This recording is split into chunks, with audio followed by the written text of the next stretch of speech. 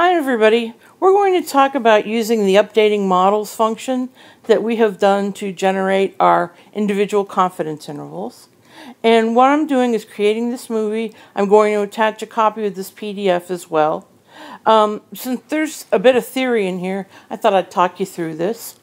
So let's take a look at the theory behind the completely randomized design. So the equation of the theoretical model is the following. So for each individual observation, we have Yij. The I stands for the treatment, and the J is the observation in that treatment. So if I have 4 treatments, say, and each of them has 5 observations, then Y32 would be treatment 3 and the second observation in there. Okay? Then on the right-hand side, we have mu, which is an overall mean, plus tau sub I, plus epsilon ij. So what all do these mean? We talked about the Yij.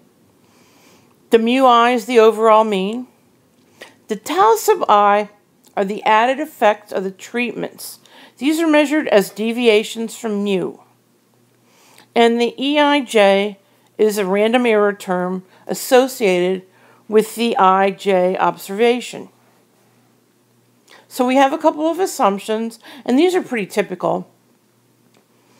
The tau I are fixed, and since they are deviations from mu, then the summation of the tau I equal to 0. That's true in the theoretical world, not necessarily in the real world.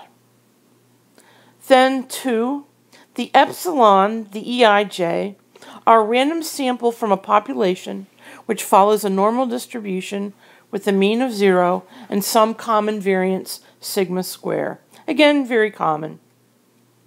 Okay, so we're saying the tau I are fixed. This is referred to as a fixed effects model. This is very common in practice. There's also something called a random effects. That's actually more common in survey sampling. Oh, excuse me, we're not going to be doing that. So when we look at our formula, this is very similar to those found in linear regression. So for those of you that have taken the regression course, or you studied regression in 3309, you should be familiar with that. However, in this case, instead of finding the regression coefficients, the ALV function that we're using finds an intercept term. Let me scoot this up a little bit. Which is actually, for us, the mean of the first variable. Then finds the tau I values as the deviations from that mean. Okay? So let's take a look at how that works. Let me straighten that out. Okay, sorry about that. Okay, so we're going to bring in the CHIC data set again. So we bring in the data, we set up our ANOVA object, just like always, and we print the results. Okay, no big surprises there. So let's take a look at that last column for a second. You notice you have the 0.0079, which represents our p-value. And keep that in the back of your mind for the moment. We're going to see that again. Now, if I look at the coefficients, I use my COEF function. Based on this model, the ANOVA model, I get the mean for the intercept. Okay, that's the 1.54. That is the mean of the values in treatment A. Now you see this 0.04 for treatment B. That means that the mean of treatment B is 0.04 higher than that of treatment A.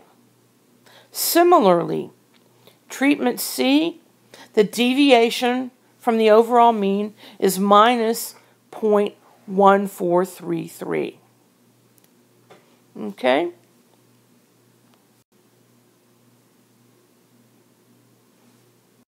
All right. Again, for those of you familiar with regression, I could run a regression model in the following fashion. when we do this in R, we actually use something called the linear model function. It's just running a regression. There's all kind of variations on the theme, but the way I have it set up, it's just doing a simple linear regression. When I do the summary based on a linear model object, it does look a little different than our ANOVA, which is what we expect. Here you have your intercept, if you're 1.54 again, then you've got your treatment deviations, okay, just as you had before. Now, see something interesting? Look at the p-value down at the bottom. Isn't it true that that's the same as what we had on the previous page?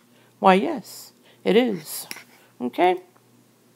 But we really want the confidence intervals on the individual means rather than the deviations. Okay?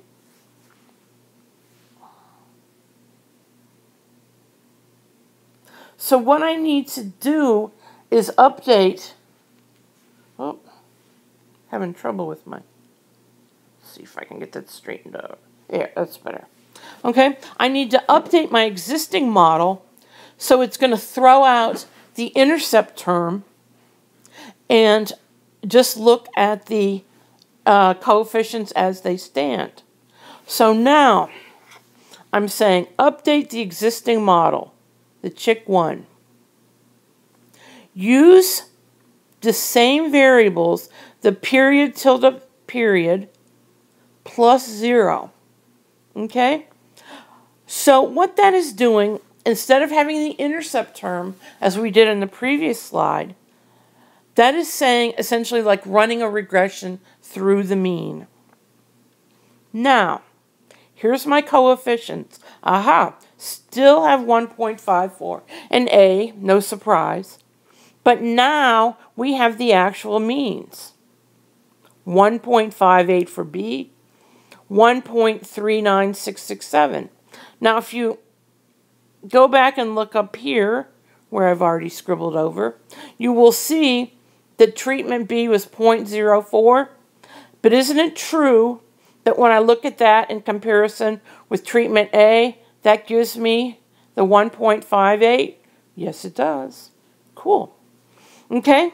Then I can throw my treatment means in, get my CONFINT. That gives me the treatment means on the individual means rather than the deviations. If you try to do it on the deviations, they're meaningless. This is what it's doing. In case you want to see a graphical representation. I love graphical representations. I'm going to flip the page here. And it's not flipping. Come on, flip. There it goes. Okay. So if I want to flip my page, then the original model you can think of, okay, there's a basic regression kind of model. See how you've got a y-intercept term? This is the original. Okay, now when I do that update, I'm forcing the line to go through 0. And that's what brings me back to my means for everything that I want. Essentially, that's what's going on underneath. All right? Hope this helps. Bye.